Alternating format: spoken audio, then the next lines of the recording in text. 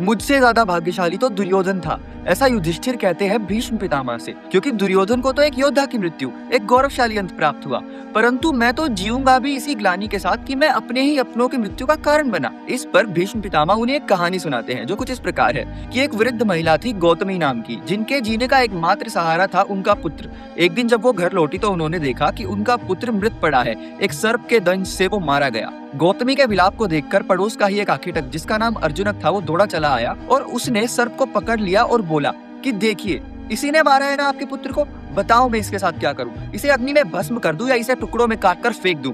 तभी वो सर्प बोलने लगा। अर्जुनक और गौतमी स्तब्ध रह गए। वो बोला कि तुम मुझे क्यों दोषी ठहराते हो? ना मेरा इनके पुत्र से कोई द्वेष था, ना मैं उस पर क्रोधित था और ना ही उसे मारने का मेरा कोई उद्देश्य था। मैं तो बस एक मूषक को पकड़ने आया था, तभी ये अचानक बीच में आ गया।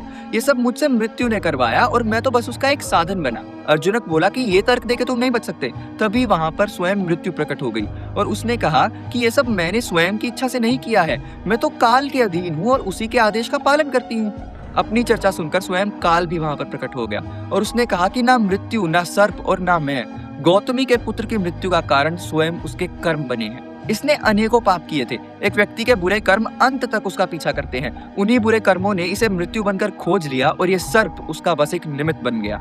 गौतमी ने काल की बात को स्वीकारा और अर्जुनक ने भी सर्प को जाने दिया। तब पितामह युधिष्ठिर से कहते हैं कि अपने शोक को जाने दो, जैसे गौतमी ने जाने दिया। तुम स्वयं को दोषी क्यों समझते हो, जब तुमने हर संभव प्रयास किया था युद्ध को रोकने का?